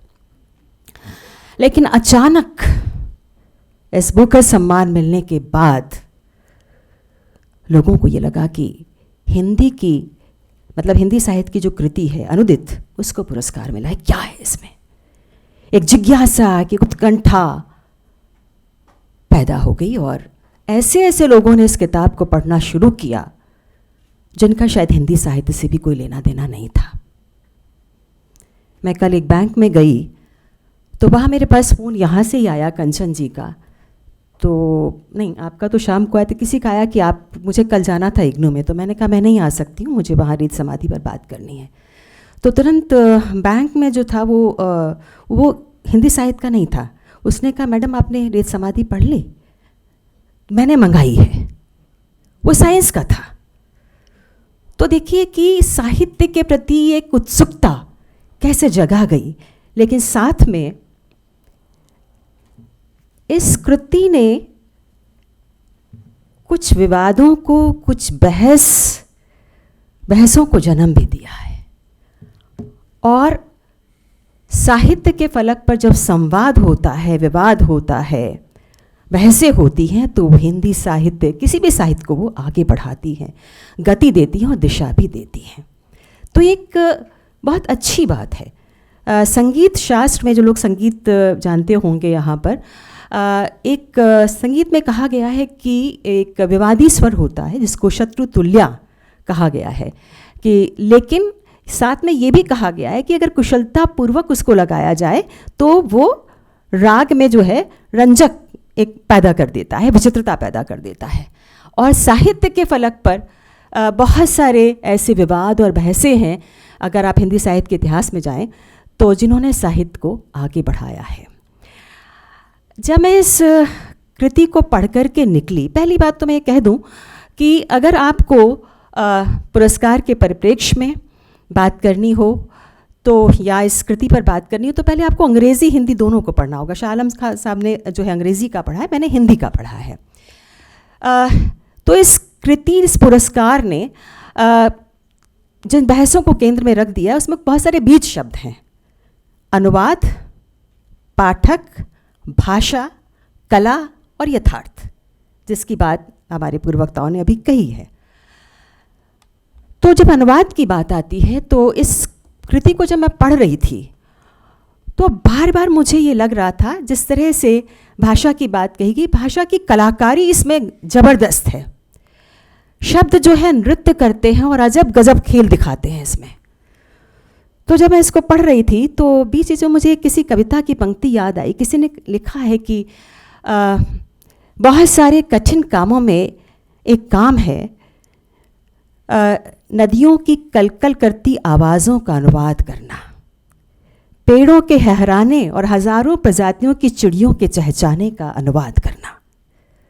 तो मुझे लगा कि इसमें तो इतने नाद हैं, इतनी ध्वनियाँ हैं, ऐसे व्यंजक शब्द हैं, ऐसे सिमियोटिक्स हैं, किस तरह से अनुवाद किया होगा। क्योंकि अनुवाद लगता है आसान है लेकिन बहुत कठिन काम है। और अशोक जी यहाँ बैठे हैं, ये खुद इस बात को जानते होंगे, इन्होंने बहुत अच्छे अनुवाद किए हैं। मैं सभागार में भी देख रही हूँ कि अनुवादक भी है यहाँ पर, इन्होंने अनुवाद करते रहे। तो अनुवाद शब्द का अनुवाद नहीं होता बल्कि वो एक भाषा का पूरा सांस्कृतिक रूपांतरण होता है। और कई बार ऐसा होता है पूरा कायाकल्प हो जाता है। रविन्द्रनाथ टैगोर को अगर आप याद करें तो गीतांजलि का उन्होंने अनुवाद किया, स्वयं किया उन्होंने बांग्ला का, लेकिन उसको करने के बाद जो उनका एक्सपीरियंस था वो ये बोला कि बांग्ला का अंग्रेज़ी में उसकी अनुवृत्ति संभव ही नहीं है, असंभव है। अनुवाद उन्होंने कर दिया। उसके बाद उन्होंने कहा कि बहुत सारे भाव आपके गायब हो जाते हैं, कुछ आ जाते हैं। उन्होंने कहा कि अगर आप सर ढको तो पैर खुल जाता है, पैर ढको तो सर खुल जाता है। तो इसके लिए मूल कृति तो ये आपको देखना होगा कि अनुवाद जो हुआ है डेजी रॉकवेल ने जो किया है वो मूल कृति के कितना पास है और कितना दूर है। तो लेकिन इससे एक बात बहुत अच्छी हुई कि अनुवादक की हैसियत अचानक बढ़ जाती है। बहुत सारे ऐसे लोग हैं जो अच्छी अच्छी कृतियों का अनुवाद कर सकते हैं लेकिन अनुवाद को वो हाथ नहीं लगाते। उनको लगता है कि इससे तुम अपनी कृति लिख लेंगे। लेकिन अब ये होगा कि अनुवाद की तरफ लोग बढ़ेंगे और आपके हाथों में अच्छी कृतियों का अनुवाद आएगा। दूसरी बात, क्योंकि सोशल मीडिया का ज़माना है, मैं भी सोशल मीडिया पर हूँ, बहुत सारी वहाँ पर बहुत सारी चहलकदमी हो रही है, बहुत सारी चीज़ें वहाँ पर आ रही हैं। तो एक तरफ मैं भी जब इसको पढ़ रही हूँ तो बहुत खूबसूरत पीस है एक। जब मैं आई यहाँ पर तो अशोक जी पढ़ रहे थे और वो अवतरण बार बार पढ़ा जाता है और वाकई बहुत अच्छी तरह से बुना गया है। कहीं कहीं बड़ी बारीक बनावट आपको शब्दों की मिलती है, बहुत अच्छी। लेकिन बहुत इसकी खूबी ये है कि इसमें 3 खंड हैं। पहला जो है वो पीठ, धूप और हद सरहद। और बहुत सारे इसमें भी अगर आप देखें तो छोटे छोटे से अध्याय जो हैं वो करीब मेरे ख्याल से गीतांजलि जी 160 ऐसे ही कुछ होंगे, 100 के ऊपर होंगे, है ना। कई बार लगता है, कहा भी बात कही गई कि संबद्ध भी लगते हैं, असंबद्ध भी लगते हैं। और तो बहुत सारी आवाज़ें ये आ रही हैं कि भाई ये जो है पठनीय नहीं है। और इसको थोड़ा सा घुमा के कहा जा रहा है कि भाई ये पाठक को चुनौती देता है। अब जब मैं इस बात को देखती हूँ तो मैं इसको कैसे देखूँ, क्योंकि देखिए जो पाठक है उसकी एक स्वतंत्र सत्ता है और ये किताब ऐसी है कि जिसको आप तरह तरह से पढ़ सकते हैं। केवल यही किताब नहीं, हर कृति में कई तरह की रचनात्मक आवाज़ें दर्ज होती हैं और पाठक अपने हिसाब से उसमें से चुनता है। तो जो कठिनता की बात है कही जा रही है कि बहुत कठिन है, तो इसको ये देखना पाठक आपकी चुनौती लेने के लिए कितना तैयार है ये आपको देखना होगा। और पाठक भी लेखक को चुनौती देता है, ये भी देखना होगा कि आप किस तरह से पूरी कृति में उत्सुकता, जिज्ञासा जगाए रखते हुए शुरू से लेकर अंत तक आप कैसे उसको बांधे रखते हैं। क्योंकि अगर आप 20वीं शताब्दी के अंत को देखें तो आलोचना के फलक पर रीडर रिस्पॉन्स थ्योरी आती है। 1970 में वॉल्टर जे स्लाटोव की पुस्तक आती है विद रिस्पेक्ट टू रीडर, और जिसमें कहा गया कि कृति का कोई एक अर्थ नहीं होता है और हर पाठक उसको अपनी अपनी तरीके से रचता है। और बुकर सम्मान से सम्मानित ये कृति को हर पाठक अपनी अपनी तरह से रचने की कोशिश कर रहा है, अपनी अपनी तरीके से पढ़ने की कोशिश कर रहा है। और जब आप अपनी अपनी तरीके से पढ़ते हैं तो लगता है कि कौन सा तरीका, किस तरीके से पढ़ा जाए। शाह आलम साहब ने भी कहा कि भाई इसको किस तरह से पढ़ें, आप इसको यथार्थ की दृष्टि से देखें, इसकी कलात्मक अभिव्यक्तियों की दृष्टि से आप इसको देखें, या पेट्रियार्कल सोसाइटी पर सत्ता की संरचना की दृष्टि से इसको देखें, आलोचना के किस मानक से इसको देखें। तो पहली चीज़ है कि जब मैं इसको पढ़ रही हूँ तो आपको आपकी जो परंपराएं हैं, साहित्यिक परंपराएं, उसमें भी देखना होगा। कई जगह लेखिका स्वयं जो है इस बात को कहती हैं कि गाथा की एक मुख्य धारा नहीं है उनके में, और उसके लिए छूट है कि वो बहे अलग अलग नदी में, और कहाँ मुझे ठीक से वो लाइन गीतांजलि याद नहीं आ रही है, नदी अनेक सोतों में, इस तरह की बात है अपनी तरह से। और उन्होंने अपनी तरह से इसको बहाने की कोशिश भी, उन्होंने कहा कि मैं एकांत में लिखती हूँ परवाह ये किए बिना कि ये क्या होगा। तो अपनी तरीके से इन्होंने पूरा खेला है, भाषा के साथ पूरा खेल है। खिलंदड़ी अंदाज में कहा भी जा रहा है कि खिलंदड़ी अंदाज में आई है। लेकिन मैं सोचती हूँ कि अगर आचार्य महावीर प्रसाद द्विवेदी आज होते या बालमुकुंद गुप्त होते तो उनके बीच में इसको लेकर के किस तरह की बहस होती, क्योंकि लोग जानते हैं कि अनिश्चितता शब्द को लेकर के एक शब्द का इस्तेमाल अनिश्चितता शब्द का आचार्य महावीर प्रसाद द्विवेदी ने किया, और बालमुकुंद गुप्त ने 7-8 लेखों की लेखमाला लिख डाली। और गोविंद नारायण जी जब इसमें आए बीच में तो उसका पटाक्षेप हुआ हो ही नहीं रहा था। तो इसमें जो भाषा का प्रयोग है, भाषा का जिस तरह की कलात्मक अभिव्यक्तियाँ हैं, वो खूबसूरत भी है, लेकिन वो भाषिक बहस को भी आमंत्रित करेंगी आने वाले समय में, और बहस होनी चाहिए। और कृति अगर इस बहस को आमंत्रित करती है, हाँ मैं समेट रही हूँ, बस और चीज़ें कहना चाहूँगी कि शब्द जो है किसी भी देश के लिए, जो भाषा होती है बड़ा चैतन्य होती, देश का चैतन्य होती है। और बहुत सारे ऐसे सांस्कृतिक प्रतीक आपके होते हैं, अभिव्यंजना का वो आधार बनती है सांस्कृतिक प्रतीकों का। 222 पेज पर मेरी थोड़ी आपत्ति है कि कुछ इस तरह की चीज़ें हैं, अगर वो ना भी होती तो उसका औचित्य मुझे समझ में आता नहीं है। कई जगह मुझे औचित्य समझ में नहीं आता। पेट्रियार्कल सोसाइटी की, पेट्रियार्कल से देखूं, संरचना की दृष्टि से मैं देखूं तो एक पॉजिटिव पक्ष में देखती हूँ। हम नई लड़की को देखते हैं जो टेक्नोलॉजी से निकली हुई नई लड़की है, जो ये कह सकती है, oh I am beautiful, I am sexy, I love my mind, I love my body, don't try to change me, don't try to turn myself. इसमें एक बूढ़ी औरत भी, बूढ़ी वृद्धा भी जो है इस तरह के स्वर लेकर के आ सकती है। तो जो कृति है वो ये कहती है कि भाई अगर आप 80 साल के हैं तो इसका मतलब ये नहीं है कि जीवन का आनंद आप ले नहीं सकते। ये एक पॉजिटिव पक्ष है। और मुझे लगता है कि गीतांजलि जी ने बहुत मेहनत की है और इतना कुछ बटोरा है, उन्होंने इतना कच्चा माल इसके लिए इकट्ठा किया और उस कच्चे माल को इस तरह से पिरोया है उसमें। तो कई बार आपको लगता है संगति है, कई बार लगता है कि यहाँ संगति इसकी नहीं बैठ रही है। जैसे साड़ियों का जिक्र है तो 4 पेज में साड़ियों का जिक्र है, बहुत अच्छी तरह साड़ियों की किस्में वो जानती है, महिलाएं आमतौर पे जानती हैं।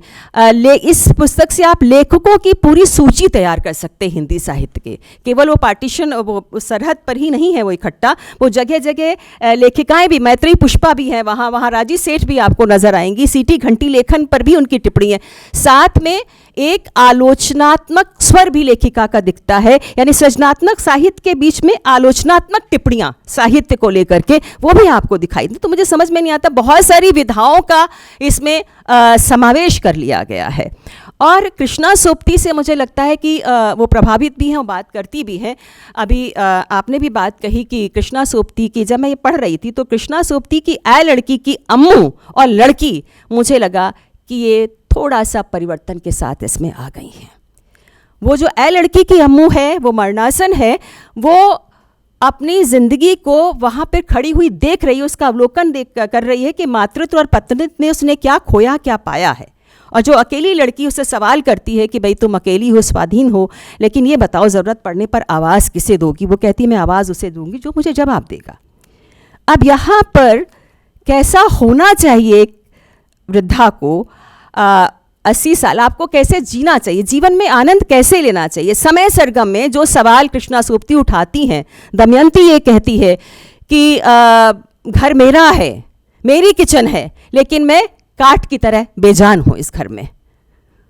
तो आप कैसे होना चाहिए उसको, तो वो होना जो चाहिए, लेखिका जब जाती है जीवन को देखने के लिए, तो मुझे लगता है कि कुछ ऐसी, आप जादुई यथार्थ उसको कह लें, एक ऐसी स्थितियों को जन्म दे देती है जो शायद हिंदुस्तानी समाज में संभव ना लगे, लेकिन संभाव्य अवश्य लगती हैं। क्योंकि आज अगर आप हिंदुस्तानी समाज के घरों को खोल करके देखें, दरवाजे को खोल के देखें, तो वहाँ आप देखेंगे कि जो वृद्ध माँ है या पिता है वो किस तरह से कैद हो जाते हैं। जिस बच्चे के साथ रह रहे हैं, उनके जो दूसरे बच्चे बाहर रह रहे हैं, उनको भी कब आना है कब नहीं आना है ये भी देखा जाता है। उनके भी आने पर पाबंदी कहीं नहीं जाती है, लेकिन वो अपने व्यवहार से पैदा की जाती है, तो वो भी नहीं आ सकते। तो इस तरह जो कैद हो जाते हैं, तो एक ऐसा, यहाँ पे मुझे एक ग्लोबल वुमेन की तस्वीर दिखती है। एक जो भूमंडली है, जो समय बदल रहा है, यहाँ पर सब कुछ है, उपनिवेशवाद है, साम्राज्यवाद है, बाजारवाद है, पर्यावरण की चिंता है, तो बहुत सारी चिंताएं इस किताब में हैं। और लेकिन मैं जब पढ़ती हूँ तो मुझे ये लगता है कि बूझ बुझव्वल, ये शब्द उनका दिया हुआ है लेखिका का, बूझ बुझव्वल। और वो जो बूझ बुझव्वल है, उसमें कई बार आप उस भूल भुलैया में भटकते भी हैं पढ़ते पढ़ते। तो इसको आपको बहुत एकाग्रता की ज़रूरत है।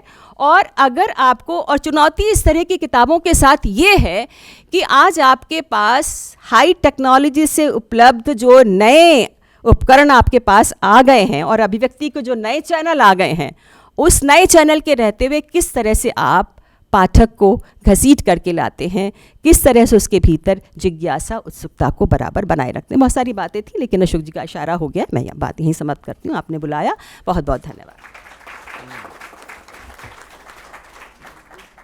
डॉक्टर सच्चिदानंद जोशी।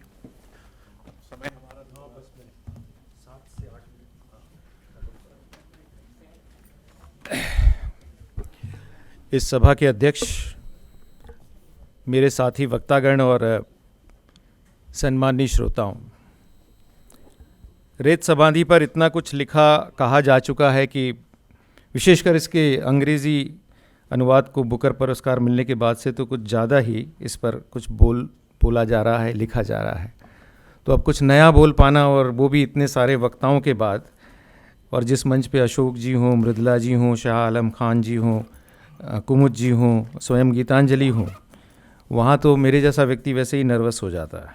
फिर भी कुछ कहने की कोशिश कर रहा हूँ और कुछ बातों को नए सिरे से टटोलने की कोशिश कर रहा हूँ।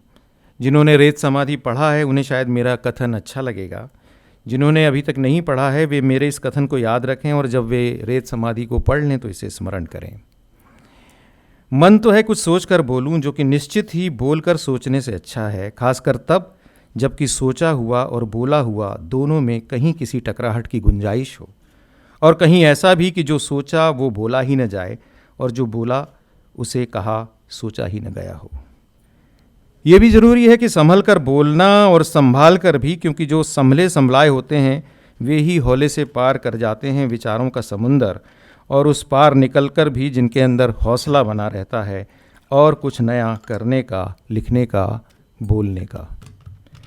ऐसे में अभी जो कुछ बोलना है वो सिर्फ उथला विचार या त्वरित प्रतिक्रिया नहीं है, ऐसा भी नहीं कि बहुत कुछ ज़्यादा है, लेकिन इतना तो फिर भी है कि बारीक सुई नुमा कुछ चुभ जाए, उतना ही सही जितना इंजेक्शन चुभ जाता है। कथा कहना कठिन है, शिल्प, उसकी शैली गढ़ना, प्रवाह बनाना और एक शैली में उसे ढाल लेना और भी कठिन है। कहीं कहीं मित्रों मरजानी की याद दिलाता, पर वो याद भी जरा सी देर के लिए, या यूं कहें कि सिर्फ एक सांस तक, और फिर अपनी गति, अपनी लय में अपने आप से ही बात करता, मानो अपने लिए ही लिखा गया हो, अपने द्वारा अपना ही। रचनात्मकता के इस अनोखे लोकतंत्र को प्रणाम। ऐसी किस्सा गोई जो आपको अपने साथ बात करने के लिए अकेला छोड़ दे, कम ही देखने को मिलती है। अंग्रेज़ी अनुवाद करने वाली डेजी रॉकवेल की भी तारीफ, जिन्होंने शब्द के साथ भाव भी पकड़े और भावों के साथ शायद सांसों का स्पंदन भी पकड़ा।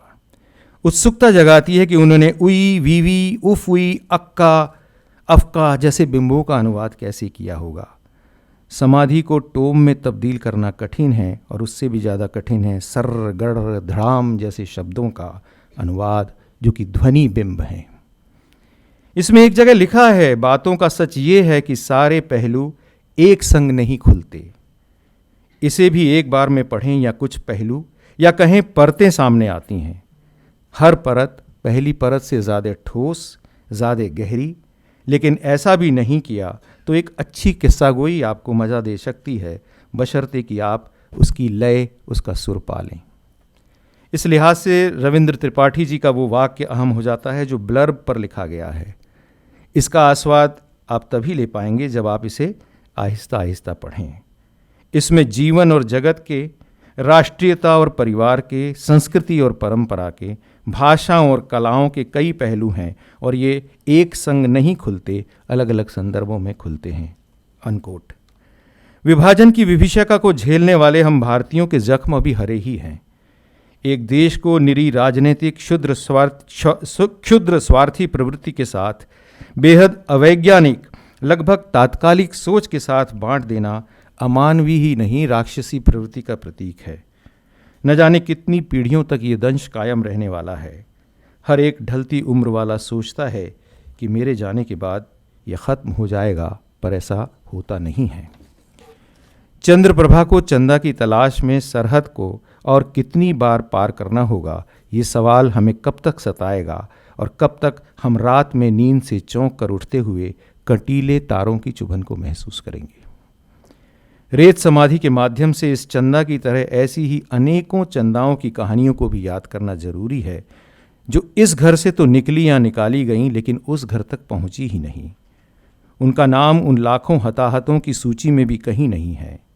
ऐसी तमाम चंदा जो गुमनामी की गर्त में समा गई, कहीं हमें पुकार कर कह रही हैं, चिल्ला चिल्ला कर बुला रही हैं कि कोई उनकी भी कहानी दुनिया को बताए।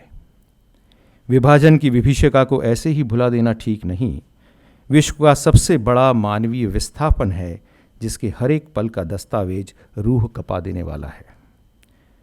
मेरे विचार से रेत समाधि की तुलना किसी अंग्रेजी, स्पेनिश या फ्रेंच उपन्यास से करना बेईमानी है। इसे भारत की संस्कृति और भारत के परिवेश के नज़रिए से देखा और समझा जाना चाहिए। इसमें हर 10-12 वाक्य के बाद कहीं कोई ऐसा शब्द, टिप्पणी अवश्य है जो भारत की परंपरा, रहन सहन, रीति रिवाज, खान पान, प्रवृत्ति, मनोवृत्ति पर एक वक्तव्य है।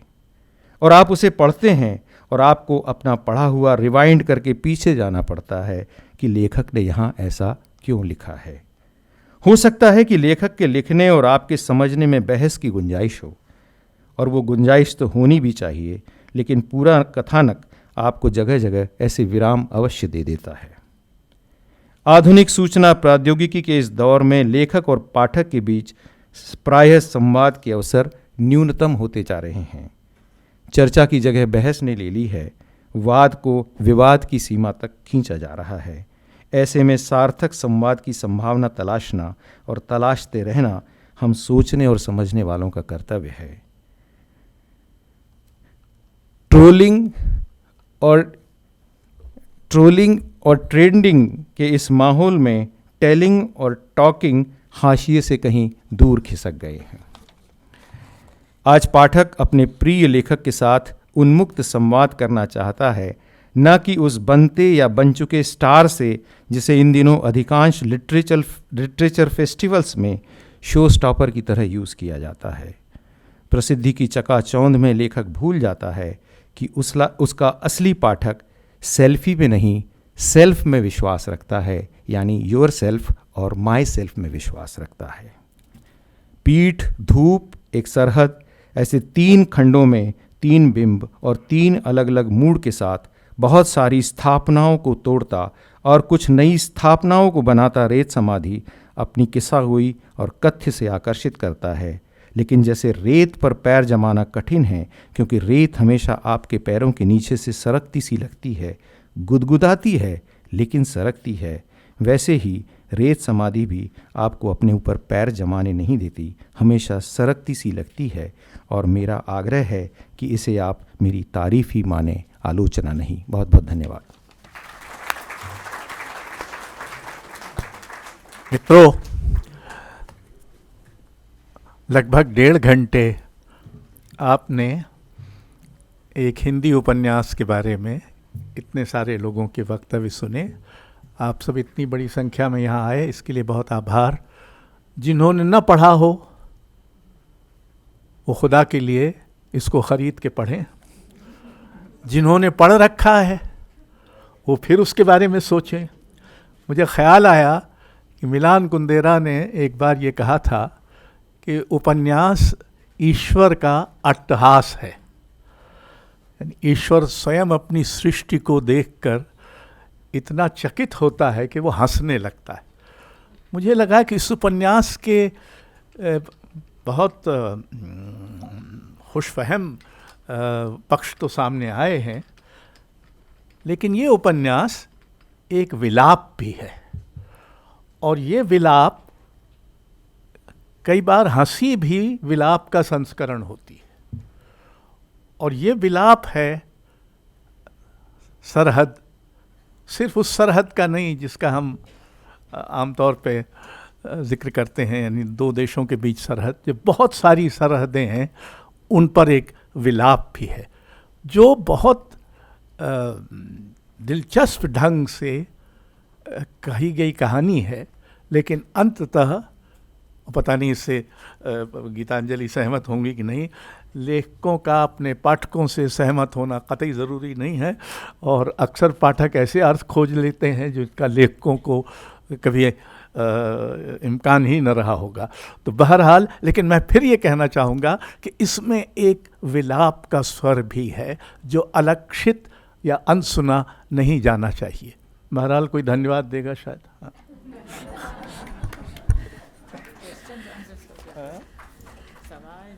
I think all of us should join in giving a big round of applause.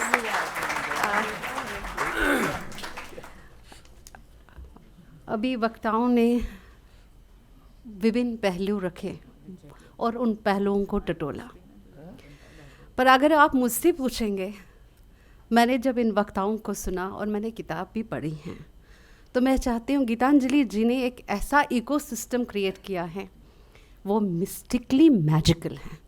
अब आप मेरे से कितना सहमति रखेंगे ये मैं आप पे छोड़ जाती हूँ।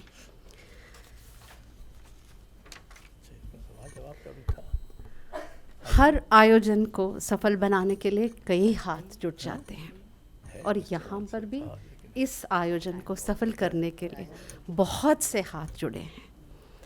सभी प्रतिष्ठित वक्ताओं और उत्कृष्ट पुस्तक के लिए लेखक के प्रति कृतज्ञता और प्रशंसा व्यक्त करने के लिए मैं जो एहसास महिला प्रभा खेतान फाउंडेशन से हैं, सुश्री आराधना प्रधान को आमंत्रित करती हूँ कि वो इस कार्यक्रम के अध्यक्ष श्री अशोक वाजपेयी जी की सराहना का प्रतीक प्रस्तुत करने के लिए। गुड मॉर्निंग जतीन दास। ला ला ला ला ला। अशोक जी, ये हमारा सामने से आए। होए होए, इतना भव्य न दीजिए कि मैं पहन ही ना पाऊँ।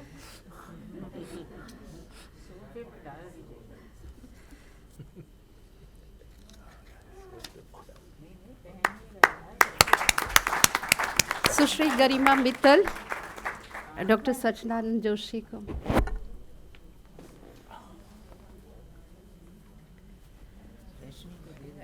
जब बकबक करने का कोई पुरस्कार ऐसा मिलता है तो अच्छा लगता है।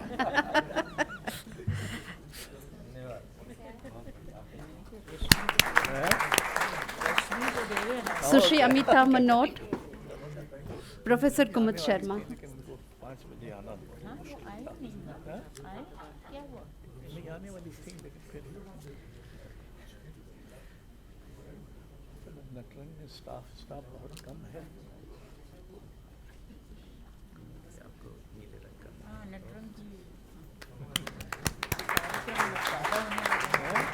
सुश्री प्रीति गिल, प्रोफेसर सुश्री मृदुला गर्ग,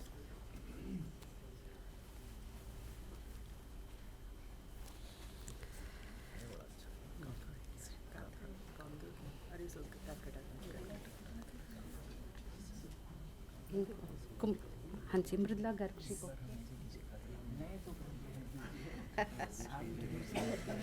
आप तो पहले ही से एक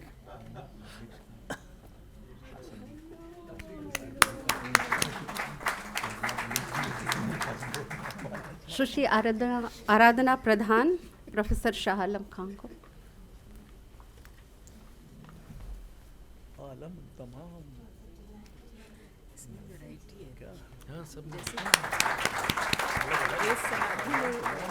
सुश्री अपरा कुचल का आमंत्रित करती हूँ कि वो डॉक्टर गीतांजलि श्री को सम्मानित करेंगे।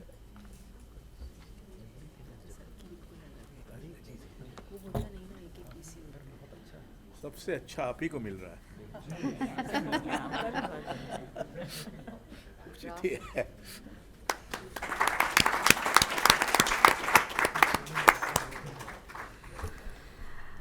उत्कृष्ट दर्शकों का, प्रभा खेतान फाउंडेशन का, आईआईसी के प्रबंधन एवं सहयोगियों कर्मचारियों का के प्रति मैं अपना आभार व्यक्त करती हूँ। एक बार और आप सबका बहुत बहुत धन्यवाद यहाँ आने के लिए।